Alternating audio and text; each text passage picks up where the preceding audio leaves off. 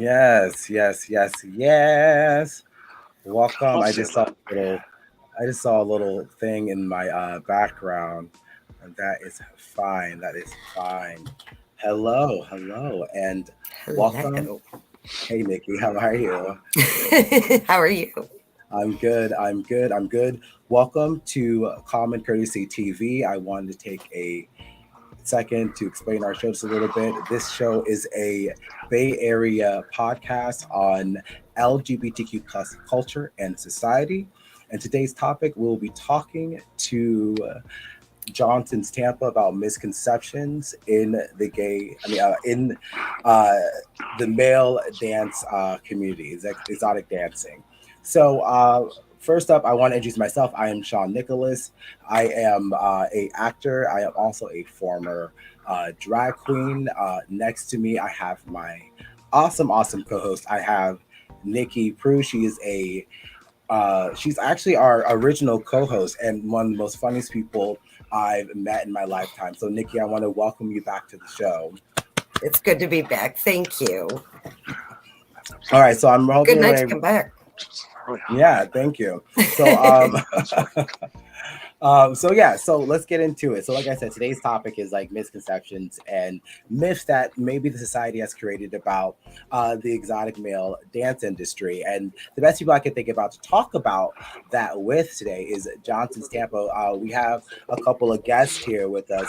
First, I want to introduce our first guest. We have the owner of Johnson's Tampa and Johnson's Fort Lauderdale. First up, we have Matt Colunga. Matt, how are you? I'm doing well. How are you? I'm very, not sure very about my picture. well.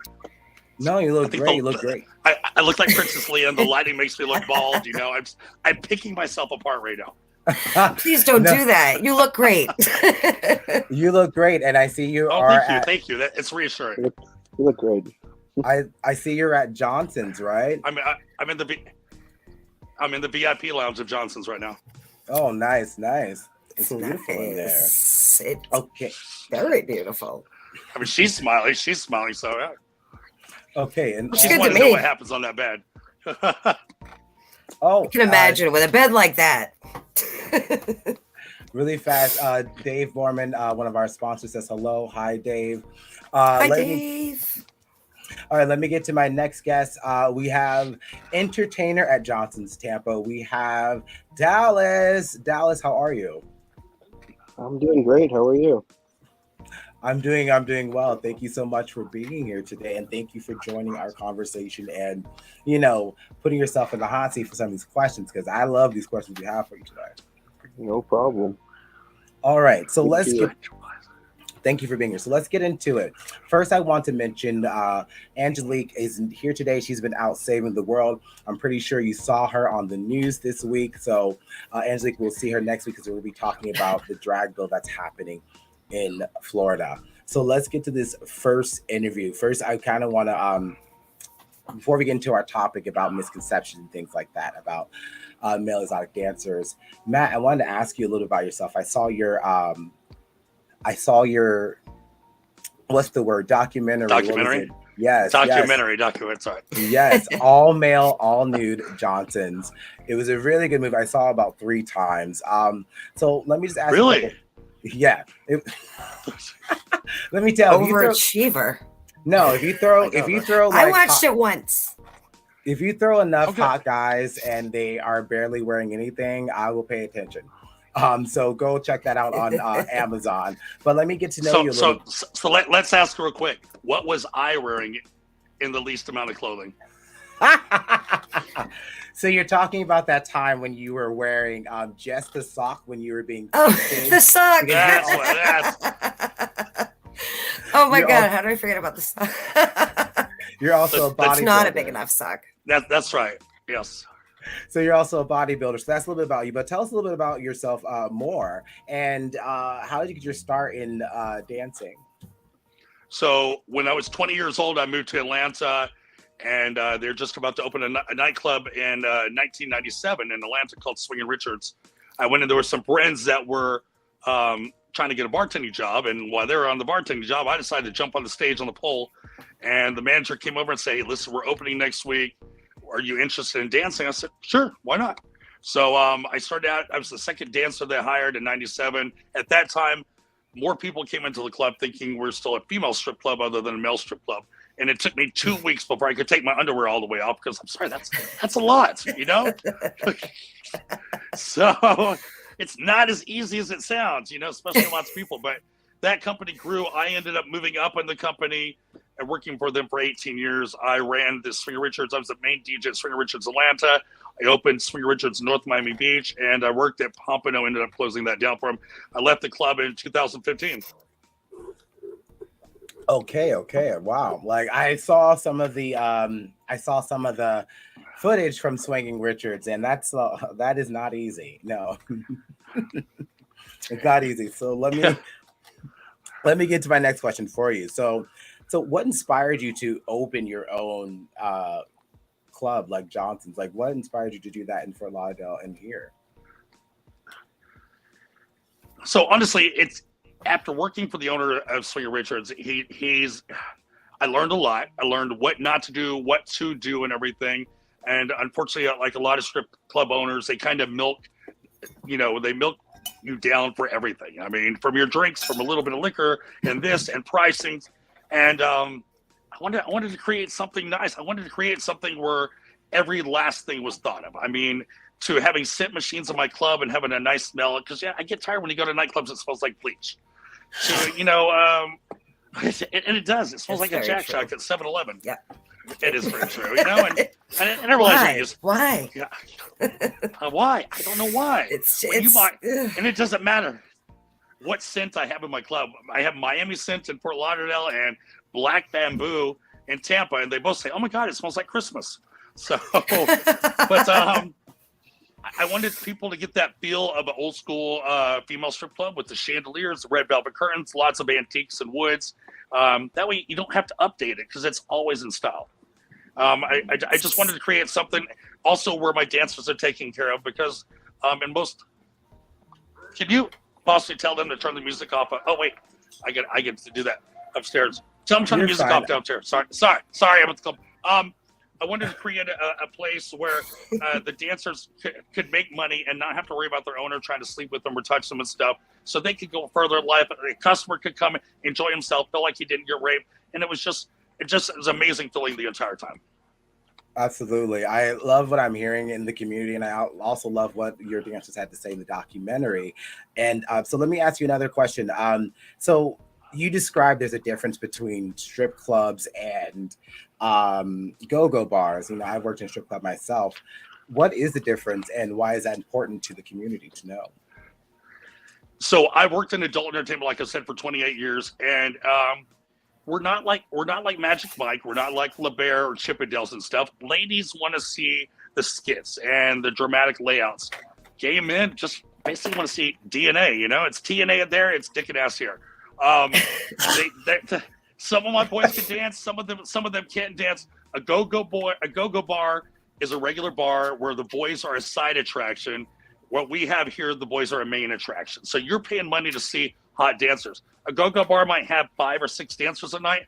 On a Friday or Saturday night, I'm looking to have 30 dancers here. My Fort Lauderdale club has 50 dancers, and it's from small, medium, large. Everyone's tight and tone. They're good looking. They're humble. They're nice. They're sweet.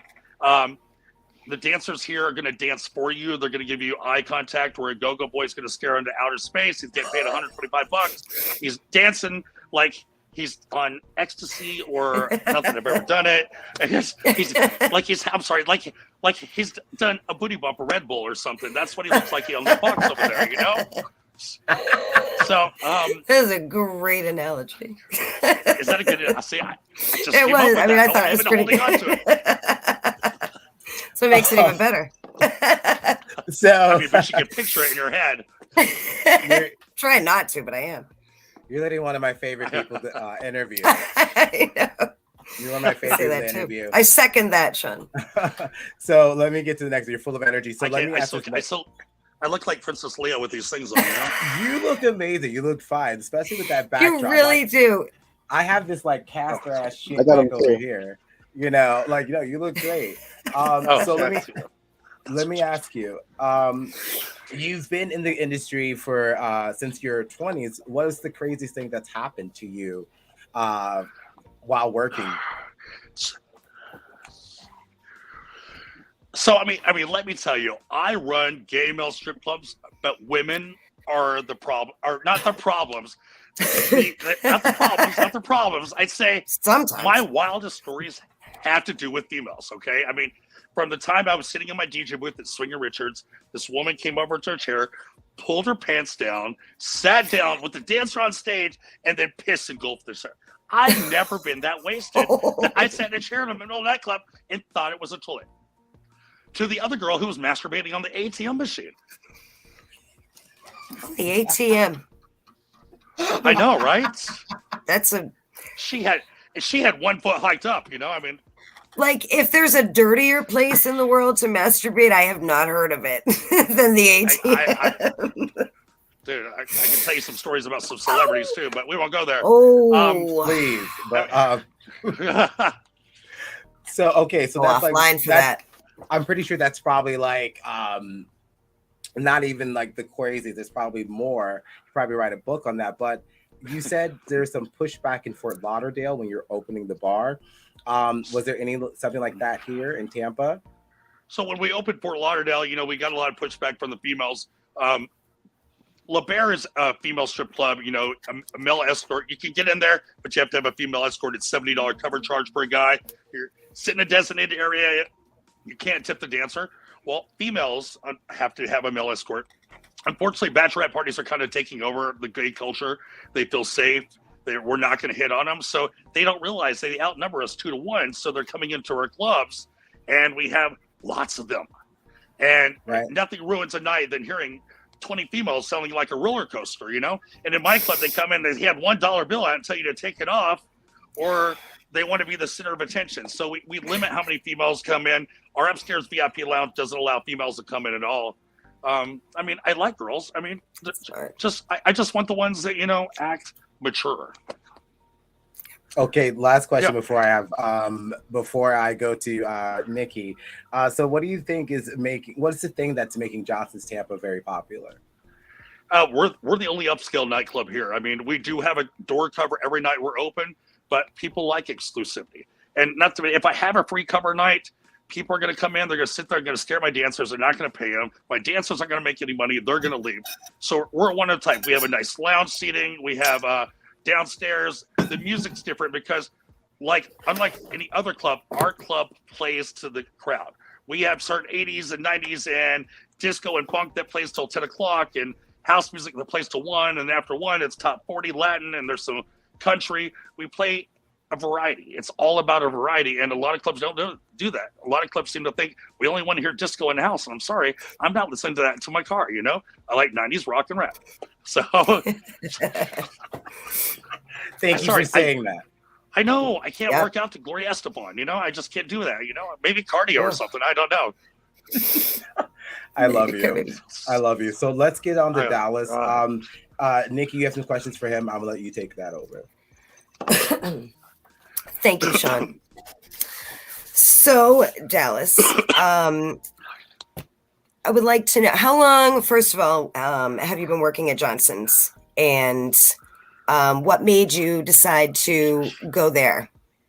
Oh wait, I got a question. Are you in front of your shower? Is that your shower? No, it's like no, it's just a closet. Oh, okay. I thought it was a shower curtain. Okay, I thought it's a closet that the door is broken, so we had it. We were it would be really echoey. You're right. God, I hate taking those phone calls. Where are you? You know, I just like to be comfortable when I podcast. What can I say? There you go. There you go. Sit on the throne, girl. I promise I'm not in a bathroom. Everyone, I'm bad, Dallas. I didn't mean to it's important that it's known that I'm not in a bathroom. Anyway, how long have you been working at Johnson's? Oh no, I'm sorry. How long has it been that? Like a month? Yeah, like about a month. Like 6 weeks, bro. Almost 6 weeks now. Well, that's closer to 2 months. I know it is. You're right. You know, glass half full. It does. What made you like go there as opposed to somewhere else? Well, it was actually my photographer who knows Matt and got me into it, and then my friend also does it in what he did it for 2 weekends, and he was like, "Why don't you come with me next weekend?" So I tried it out, and it worked out. It's pretty good, so I went back. Nice. Well, I mean, obviously, it seemed just from watching the documentary, honestly, like it just seems like a really great work environment and a really great just the way it's run. So, like, I can see that people wanting to stay for a long time, you know, like turnover, probably you don't, people come in and go quick, probably don't want them there anyway. Just, Right. it's nice to see a nice family vibe, especially in a place like that where you don't generally hear that that's the case. It wasn't the case when I was on that side of it. So, but anyway, So Matt's great, and then like all the rest of the dancers are really welcoming and kind of good See, camaraderie there. that's awesome because that makes such a huge difference then because it's, you know, starting out, it's obvious, you know, it's a scary thing. Not everybody is just like a natural at like getting on stage and putting themselves out there. So I think having a welcoming, nurturing environment like that is really important. It's only going to lead to more success, you know? Sure.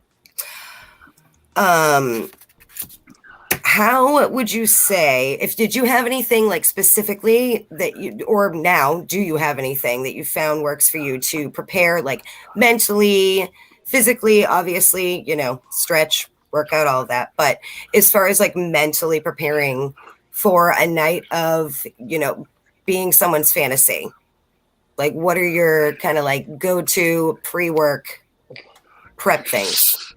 I feel like just listening to a lot of music that's gonna like make me move throughout the day.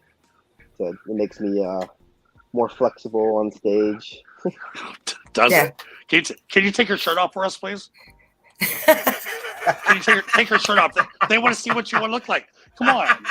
Yeah. Take your shirt off real Where's quick. the tips? I'll give you $20 when you get to the club tonight. And it's on record, so I mean, It is. I mean, he's gorgeous and everything, and he's sitting. So while Nobody he's can see it doing now. that, Matt, let me ask you. I hope I didn't freeze. Oh, look at that! Look at those! Look at those I just abs! freeze. Oh, well see? done. It's like chatterbait. Like that's Oh, the definition, I'd say, of washboard. Oh, yes. Sean, did we lose you? I'm back. Oh my god! What is it? That's. I mean, if you're into that Like, kind of thing, I mean, how if you're into that kind of thing, how long does it take? Like, what do you have to do to maintain that? I can't imagine. I'm a lazy Vitamins, person. Clean eating, drink enough water. I feel like a lot of people don't drink enough water. water during the day. That is a big one. Yeah. Jesus Christ! I'm Well done. distracted. I'm distracted. Nikki, Sean's gonna need a minute. right here. Nikki, go ahead. You got your next one. Sorry. So as far as like you've been there 6 weeks now, probably obviously gotten a good feel for the place. What is it like on a general basis, interacting with the audience, like interacting with patrons of, you know, all nature of drunkenness and genuineness and kindness and rudeness? Like overall, what's it like? Like, what's your vibe that you get back from them and that you try to give off?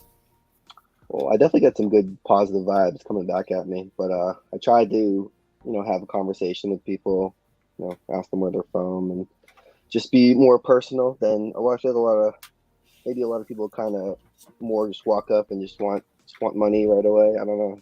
Yeah. But try to get to know people and want them to come back again. That's awesome. And that is what will keep them coming back. Because Yeah, there's, I'm you over don't here want that dropping shit. impersonal. Yeah. Sean is definitely going to be coming back.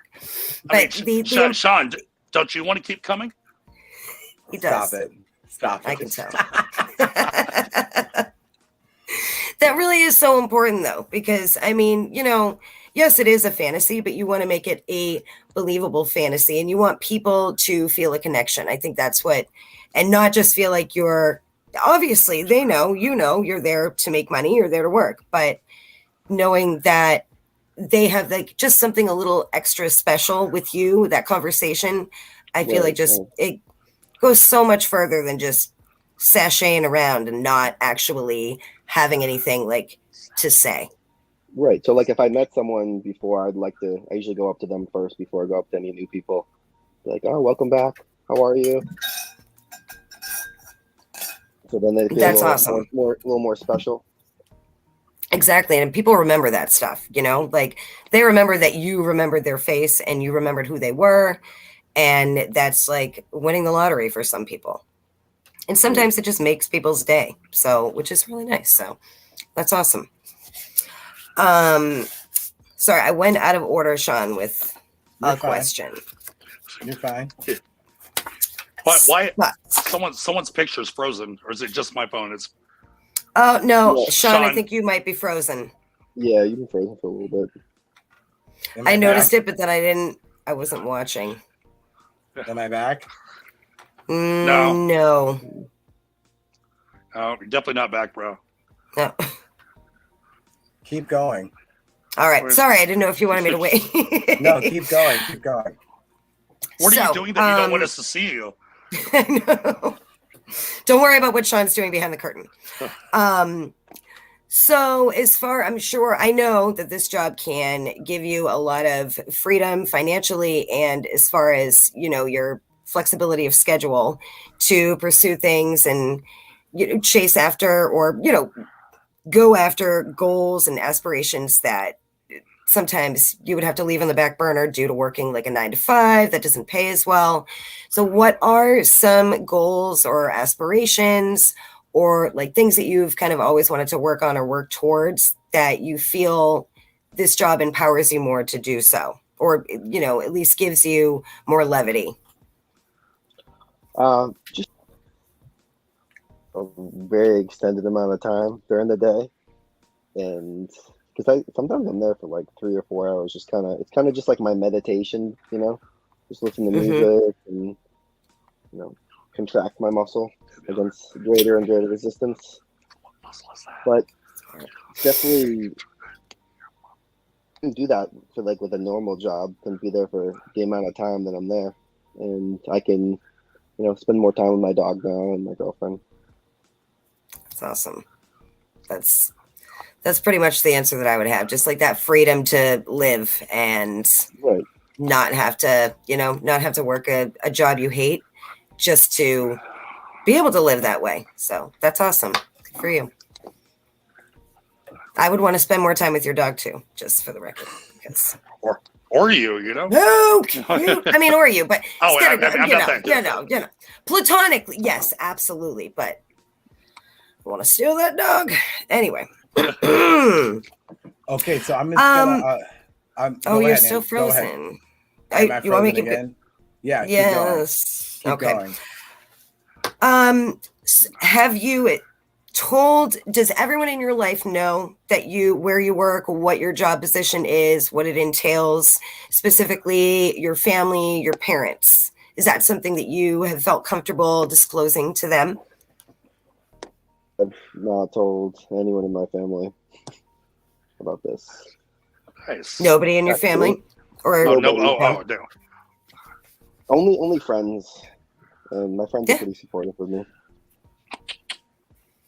Friends are easier in that regard than parents a lot of the time. I don't know why that is, but I get that. But that's good. I mean, I think it's important that you share it with somebody. Oh, hi. Oh, sorry, my bad. Sorry, that's Jordan. Hi, Jordan. Is that the bartender? No, that's one of my dancers. I was one of the dancers. They all we have there. I know. Yeah, he's a twink. I mean, you know, we have twinks too. I mean, a little bit for something for everybody. Oh my God, Sean, your lips are moving. I haven't seen them in like 5 minutes. I know. I'm kind of like trying to like work this bitch out. But anyway, so I just wanted to ask you guys. I think I just asked Matt. What if I went to Johnson's like tonight? What am I expecting to see there? Well, I mean, tonight we're got a private party, but you know what? once you park, we have valet parking on the weekends. It's nice that we do pat people down now, but unfortunately, due to what happened in Colorado, what happened in Orlando, it's part of our safety now. I want our customers feel safety. Unfortunately, in Tampa, we're in an old neighborhood. It used to be a bad neighborhood. We have no problems. There's lots of parking. There's you've got hot boys. You've got great music. It's a fun environment. It's honestly, it's like Cheers that happens to have male dancers. We're not even really like a strip club. It's like Cheers. Everybody knows your name. You have a great time. You have great music. And that's all I can say. I mean, unfortunately, Tampa doesn't have a magazine here that everyone reads where you pick it up. So no, most of Tampa doesn't know we exist. Once Gay Pride happens, everyone will find out we exist. And they have that misconception of a strip club where it's dirty, it's shady, it's seedy, it's lots of drugs. Here, we make sure boys are off drugs. We breathalyze every dancer before they leave, before they go home, because we don't want a drunk driver on the road. And I want to make sure my dancers are doing the best they can and they're not getting wasted at work. Make sure our customers, are safe to get home. It's a great place. And I promise, once they put one foot in that door and step in here and try it, you're not going to another bar for a while. You're addicted. So would you say like that is one of the, we're going to push to the next topic, but like, would you say that is one of the biggest misconceptions working in the strip club, that everyone's on drugs or everyone's? Oh yeah, I would definitely say, I look back and, my VIP rooms here, the curtains don't close. You can touch here at a full nude club. Touching is illegal. So I want you to come and enjoy it. And I want you to have this hot guy on you. I don't want the curtains closed, because once curtains close, more happens in there. I want my guys to leave with their head up high, knowing they made the money the right way and they didn't have to give something to make it. It's about my dancers respecting my dancers, my staff respecting me respecting them, me respecting my customers. It all comes together to make an amazing place. And what about you, Dallas? What are what's the biggest misconception that you've heard about dancing? I feel like Johnson's definitely the cleanest strip club I've ever been in. I feel like some of I'm not trying to talk down about the female strip clubs, but I feel like a lot of them are kind of a little bit dirty compared to the way Johnson's is. Like that whole thing what you said about the smell too. It that's like that smell. A lot of people have definitely said Christmas. I've heard that. Yeah. Like you said earlier. The Christmas smells good. I was thinking of like smell. the bleach smell. Yeah. Christmas or like, smells lovely. The bleach smells not. Or like Starkist. It's just like it's a very clean place. It's not dirty at all. Well, really fast, you guys are selling my friend Nikki. She says, she's a girl. She's like, I'll go. I promise I won't be a lunatic. And Tampa Bay Gay said, we would love to get you on Tampa Bay Gay. Oh, so let's reach out to Dave. So Nikki, what about you? What are some big misconceptions that you've heard about dancing in the strip club? Honestly, I feel like it's kind of the same as like they all are. It's you're a slut, you're easy, you're definitely into drugs, you definitely don't do anything else with your life. You sleep all day and go to work and then get drunk and then sleep all day. And I think that those are like the biggest, that at least that I've heard and that I know not to be true for most cases. I mean, obviously, just like any other job. I mean, you have servers that do that and bartenders that do that. But I don't think I don't like that just because it's that industry that it's just, and I think I don't know. I don't want to say it's worse with females, but for as far as like in comparison to like a regular female strip club to something like you're doing, Matt, like I feel like society is a lot quicker to just say that every woman who strips is whatever, all the things I just said. And whereas especially a gay strip club or go-go club, there's more of a gray, obviously that comes with all of its own misconceptions, but I don't know what it is about the female side of it that people will never get away from, not everybody, but the general population with just slut or just unambitious. Prostitution's going on, yeah. Oh, exactly. Yeah. That's the reason you make money. There's all kinds of stuff going on. Yeah. It's Yeah. Let's just push to that last one. So, like, I just want to ask you guys, like, are there some myths about dancing that we can probably we can dispel tonight? Like, we can maybe put to bed. Are there any myths about dancing? Matt, I'm gonna go to you first. Okay, I mean, so some of my dancers are shitty dancers. I can't do much about that. Some of them are amazing, but some of them just can't find that beat to move around a little. But they're hot and they got a great ass, so it makes up for it. I can't promise everyone's gonna dance, and there's people that keep sending me messages saying you need to get them dance lessons. You know, sorry, I can't do that. We're not drug infested here. We've got cameras all over this place. It's an exciting place. You have to give it a shot. Even when we open at Wilton Manors, I drag people off the sidewalks. Oh no, I don't like strip clubs. When's the last time you were actually at a male strip club? There aren't any. Swinger Richards is a male strip club. No. I will continue to open male strip clubs, but there really isn't a male strip club out there. I'm Other than so like excited to Chippendales come. or something like that. But let me ask really fast. Let me ask Dallas. What are some myths that you can put to bed? Yeah, I was gonna say that like I feel like the reason because like we kind of can create our own culture because there's not that many male strip clubs, and I feel like when one girl like works at a female strip club, they've worked at like multiple also, so like that culture is just already like set in stone. But since there's like not that many male strip clubs, then we can kind of make our own thing here. You know what I mean? That's a really good point. And I have to say, Sean, since I'm the only male strip club in Central Florida, I mean, you think there's 40, 50 female strip clubs in Charlotte. I'm the only male strip club. That means I have to personally go out and find every dancer. So whether I'm in Walgreens or Publix or something, I see a hot guy and say, hey, how are you doing? What do you do for a living? Oh, how would you like to make some more money? How would you like to make a couple $1,000s a week? Listen, I happen to own this. Don't worry, it's not like Chippendales or Men Down From Under. You don't have to do all that corny crap.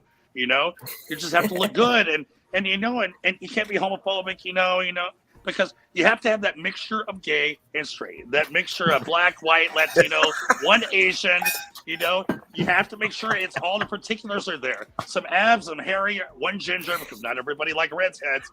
It's a lot goes into running a club, so. I love it. That is awesome.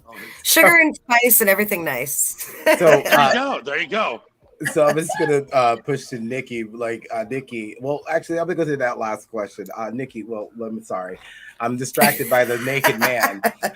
Nikki, are there any myths that you would put to bed, and then we're gonna go to the last one? Oh, sorry, it's small my armpit. I was just making sure. Quick check. No, Sometimes I turn myself on. Your own pheromones. Yeah, it's a big thing, Bottle that shit. Dude, I tried to make a candle. I really did. I just didn't work out. Hey, no, try again. That shit will sell. So Nikki. No, Sean. I can't think of any that we haven't, kind of discussed as far as female. No, I mean, nothing that's groundbreaking. Like you all know.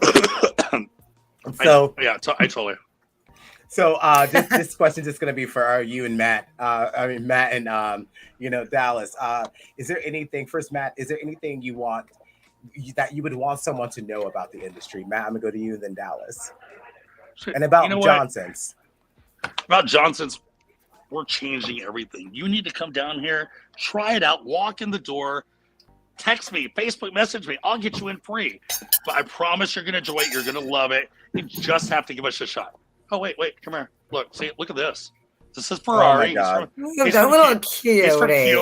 He's from Cuba. Uh-huh. See? Look at that. I know, right? Look, see? I mean, why would you want to come? I love it. Let me go to Dallas. Dallas, is there anything that you would want someone to know about Johnson's and working in the industry?